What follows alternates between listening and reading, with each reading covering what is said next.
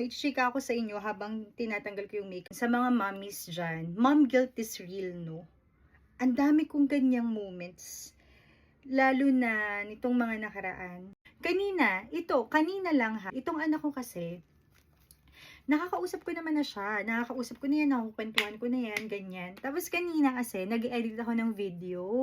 So, siyempre, nagpo-phone ako. Nag-edit ako ng video. By the way, every time na nagpo-phone ako, every time na nag-edit ako, sinasabi ko sa kanya, kinakausap ko siya, sabi ko na, mama is working, later we play, ganyan. Kanina nag-edit ako ng video. Tapos bigla siyang lumapit sa akin na may hawak siyang toy. Sabi niya, mama, let's play, ganyan. Sabi ko, wait anak, mama is working. I'll just finish this video. I'll just edit this video and then later we'll play. Alam nyo, tumingin siya sa akin. Tapos sabi niya, okay mama. Tapos tumalikod siya sa akin. Alam nyo ba ginawa ko? Binitawan ko yung phone ko. Binitawan ko yung phone ko. Tapos sabi ko, okay, mama will stop working na. Let's go play na lang. I'll just continue working later. Tapos sabi niya, yay! Let's play, mama! Sabi niya ganyan. Tapos, ayun, nag-play na kaming dalawa. Pero grabe talaga. Grabe talaga. Parang, kinukurot yung puso ko kapag every time na gumagano'n siya na, let's play, mama, ganyan. Most of the time naman, naglalaro naman kami. Gusto nyo talaga yung mga naglalaro, ganyan. Play and learn ang tawag niya dyan. Pero minsan kasi, syempre, kapag may kailangan akong gawin, kapag may trabaho, kinakausap ko naman siya palagi. Tsaka pinapaintindi ko naman sa kanya na mama needs to work. After mama's work, we'll play and learn, ganyan. Naiintindihan naman niya yun, I'm pretty sure.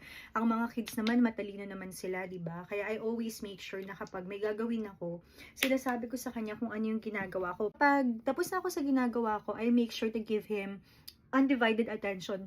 Kapag naglalaro talaga kami, as in talagang laro kaming dalawa. Harot kung harot. Kasi syempre lalaki yung anak ko, gusto niya talaga harutan. Ganyan. Pwede lang hindi mag-work, go. Charing.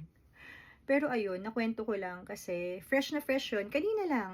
Kaya kung makikita nyo ngayon, wala pa ako masyadong video upload. Kasi hindi ako masyadong nakapag-upload ng video. Ang hirap, no?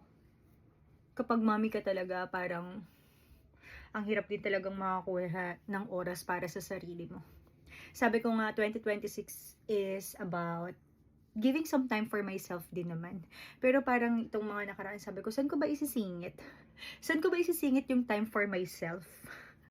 At anyway, ayun, so ending, di ako nakapag-edit ng video, naglaro na lang kami, pero sobrang happy naman niya na nakapaglaro kaming dalawa.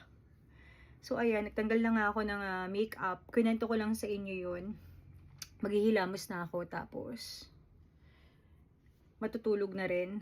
At anong oras na ang aking Junakis ay inaintay na rin ako. Alam niyo, yung anak ko hindi yun nakakatulog na hindi ako katabi.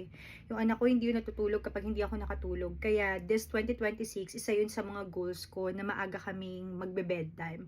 Kaya as much as possible, yung work din, tinatapos ko na rin talaga siya ng maaga. Dati inaabot ako ng work until 11:30, mga ganyan, 11. Kaso ibig sabihin, gising din siya hanggang ganong oras.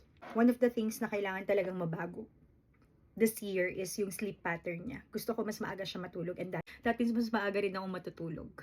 But anyway, yun lang, na-share ko lang, mommies. Mom guilt is real, pero know that you're doing your very best. And I see you. You're doing very well. You're doing really good. Don't forget to get kahit konting time din for yourself. Ayun lang, good night, paghihilamos na ako. Bye-bye!